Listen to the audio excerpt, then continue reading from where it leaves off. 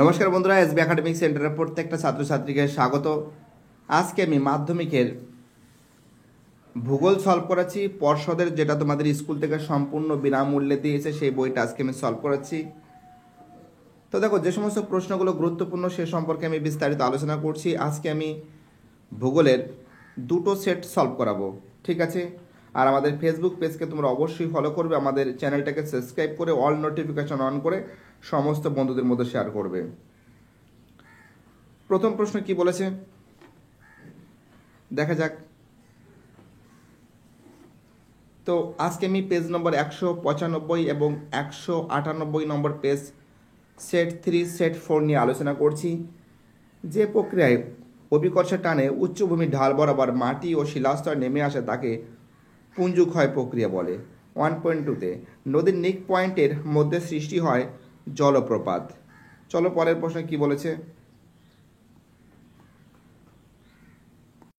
পরের প্রশ্ন, ভারতের একটি প্লায়া হ্রদ হল সম্বর। 1.4এ সমুদ্র পৃষ্ঠ থেকে 300 মিটার উচ্চতা বৃদ্ধিতে বায়ুর চাপ 34 মিলিবার কমে। 1.5এ কি বলেছে, আটলান্টিক মহাসাগরে পূর্ব উপকূল বরাবর প্রবাহিত শীতল বায়ু যে নামে পরিচিত। অ্যান্সার হবে বোরা। 1.6এর অ্যান্সার হবে পরের দিনে 06.25 AM 6:25 যাকে বলা হয়। পরিবেশ বান্ধব বজ্র হল চট। কাশ্মীরের উপত্যকা নিম্নলিখিত কোন দুটি পর্বতশ্রেণীর মধ্যবর্তী স্থানে অবস্থিত? পীরপঞ্জল ও জাস্কর। 1.9এ নিম্নলিখিত কোন রাজ্য উপকূল রেখার দৈর্ঘ্য সর্বাধিক? গুজরাট। 1.10 একটি পর্ণমোচী গাছের উদাহরণ দাও। তুঁত।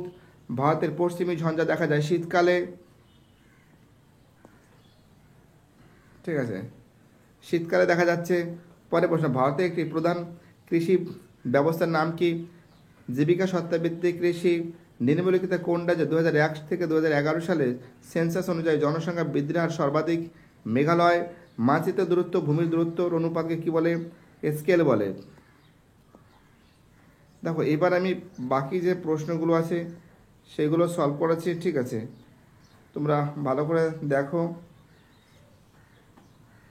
নেক্সট প্রশ্ন, যে 1970 সালে ভোলা ঘূর্ণিঝড়ে লোহাচড়া দ্বীপটি জেগে ওঠে, এটা ভুল আছে। মেরু অঞ্চলে হিমরেখার উচ্চতা 0 মিটার, ঠিক আছে। তারপরটা ভুল আছে। তারপরটা ঠিক আছে। দেরাদুন ভারতের কেন্দ্রীয় অরণ্য গবেষণাগার কেন্দ্র অবস্থিত, ঠিক আছে। ঠিক আছে। 2.15 ঠিক আছে। 2.16 ভুল আছে। 2.17 ভুল আছে। উপযুক্ত শব্দ বসাও। যে বাজাদা কি বলেছে, পৃষ্ঠের উপর অবস্থিত মরু হ্রদকে প্লায়া বলে। 2.22 মেরু অঞ্চলের শীতল স্রোত অন্তঃস্রোত রূপে নিরক্ষীয় অঞ্চলের দিকে প্রভাবিত হয়। এটা অন্তঃস্রোত। 2.23 নৈশদ্যুতি মেঘ বায়ুমণ্ডলের মেসোস্ফিয়ারে লক্ষ্য করা যায়। 2.24 দেবপ্রয়াগ ও ভাগীরথী ও অলকানন্দা নদীর মিলনে গঙ্গা নদীর উৎপত্তি হয়েছে। 2.25 শিলং মেঘালয়ের মালভূমির সর্বোচ্চ শৃঙ্গ, ঠিক আছে। 2.26 ভারতের ক্ষুদ্রতম জাতীয় সড়কপথ NH, ঠিক আছে। 906B, ঠিক আছে, যেটা পূর্বের NH4 47A যাকে বলা হয়। 2.27 ড্যাশ ভারতের বৃহত্তম জাহাজ নির্মাণ শিল্পকেন্দ্র। অ্যান্সার হবে কোচি। এবার বাকি যে প্রশ্নগুলো আছে এই প্রশ্নগুলো সলভ করাচ্ছি, দেখে নাও তোমরা। যাদের কাছে বইটা নেই তারা অবশ্যই সলভ করবে। সারা মরুভূমি লবণাক্ত হ্রদগুলিকে কী বলে? শর্টস বলে। এল নিনোর অবস্থান বায়ুমণ্ডলের সংবহনের কোন পর্যায়ে মিলিত হয়? নিস্তেজ অবস্থায়, ঠিক আছে। চলো 2.33 মহাকাশ শক্তির বিপরীতে ক্রিয়াশীল জ্বরকে কী বলে? গৌণ জ্বর। 2.34 তো দেখো, সাইটোটক্সিক বজ্র কি? ধাতব পদার্থযুক্ত বিষাক্ত বজ্রকে বলে। চলো পরের পেজে কি আছে। চলো পরের প্রশ্ন বলেছে, কোন পর্বতের অবস্থান থর মরুভূমির সৃষ্টিতে সাহায্য করেছে? আরাবল্লী। পরের প্রশ্ন, কোন কোন বায়ুর প্রভাবে তামিলনাড়ুর উপকূলে বছরে দুবার বৃষ্টিপাত? দক্ষিণ পশ্চিম মৌসুমী বায়ু এবং তো দেখো এবং কী বলছে, প্রত্যাবর্তনকারী দক্ষিণ পশ্চিম মৌসুমী বায়ু, ঠিক আছে। 2.37 পার্বত্য ডালে ভূমিক্ষয় রোধের একটি কৃষি পদ্ধতির নাম কি? ধাপ চাষ। 2.38 ভারতের কোন সংস্থা ভূ বৈচিত্র্যসূচক মানচিত্র প্রস্তুত করে? Survey of India. জায়র হবে আমাদের সমুদ্র স্রোত হবে। কারোয়া হবে আমাদের জম্মু কাশ্মীর মৃত্তিকা। NOAA হবে আমাদের কৃত্রিম উপগ্রহ, এবং লোহীয় রপ্তানিকারক বন্দর হবে মর্মাগাঁও। তো দেখো এটা কিন্তু 195 নম্বর পেজটা সলভ করেছি। এবার আমি 198 নম্বর পেজটা সলভ করবো, ঠিক আছে। এবার আমি 198 নম্বর যে পেজটা আছে এই পেজটা এখন সলভ করাচ্ছি, ঠিক আছে। দেখো সেট 4 কিন্তু এটা টোটাল 15-16খানা সেট আছে, টোটাল 16খানা সেট আছে, ঠিক আছে। প্রথম প্রশ্ন বলছে কোন প্রক্রিয়া দ্বারা ভূমির ঢাল সুষম হয়? পর্যায়ন। 1.2-তে বায়ুপ্রবাহের বায়ুত ছোট শিলাখণ্ডের পারস্পরিক ঠোকাঠুকে কী বলে? ঘর্ষণ বলে। 1.3-তে বায়ুমণ্ডলের যে স্তরে মহাজাগতিক উল্কা পুড়ে ছাই হয়ে যায় মেসোস্ফিয়ার। 1.4-এ রাইন নদীর উপত্যকায় প্রবাহিত বায়ুর নাম মিস্ট্রাল। 1.5-এ মরা কাঁঠালে চন্দ্র সূর্য পারস্পরিক অবস্থানকে সমকোণ থাকে। অধিক লবণাক্ত জল প্রবাহিত হয় অন্তঃস্রোত রূপে। 1.3-এ ফ্লাই অ্যাশ কী ধরনের প্রকারের বজ্র? শিল্প বজ্র। 1.8-এ কর্ণাটক মালভূমির ঢেউ খেলানো ভূমিভাগকে কী বলে? মালদান বলে, ঠিক আছে।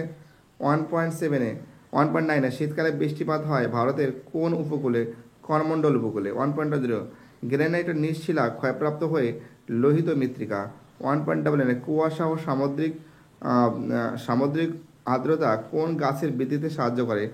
আখ। একটি বিশুদ্ধ কাঁচামালের উদাহরণ দাও। কার্পাস। কোন শহরকে করমুক্ত ভারতের রোড বলা হয়? দুর্গাপুর।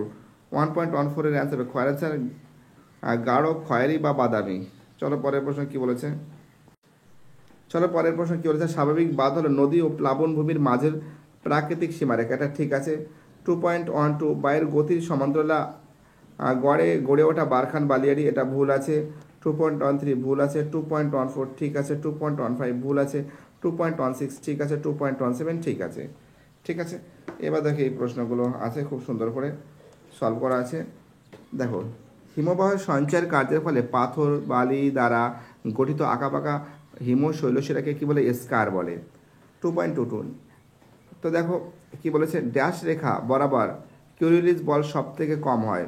অ্যান্সার নিরক্ষরেখা বরাবর। 2.33 জলীয় বাষ্প যে প্রক্রিয়ায় জলকণা পরিণত হয় তাকে ঘনীভবন বলে। 2.24 গ্র্যান্ড ব্যাংকের অবস্থান আটলান্টিক মহাসাগরে।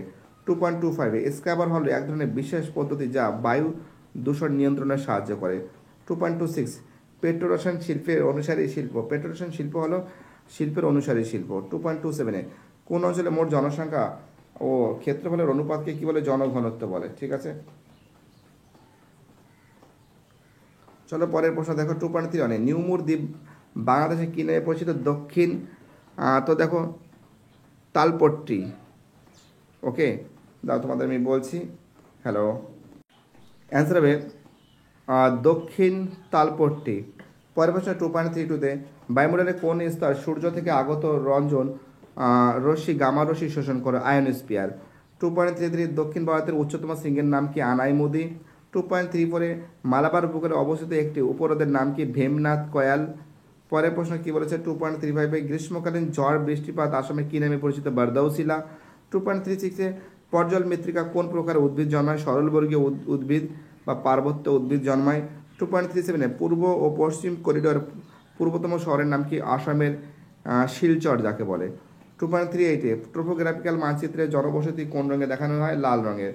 মালাবার উপকূল হবে আমাদের কেরল হবে, চিল্কা হবে আমাদের উড়িষ্যা হবে, সুন্দরী হবে আমাদের ম্যানগ্রেভ হবে, আর 4-এর অ্যান্সার হবে গুরগাঁও হবে, ঠিক আছে।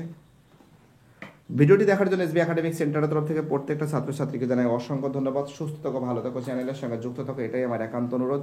আর বাকি যে সেটগুলো আছে সেই সেটগুলো খুব শীঘ্রই সলভ করে দেবো, ভয়ের কোনো কারণ নেই। তোমরা আমাদের সঙ্গে থাকো, আশেপাশে আপদে বিপদে সবসময় জন্য এসবি একাডেমিক সেন্টার তোমাদের সঙ্গে থাকবে। বাই টাটা, সবাই ভালো থাকবে।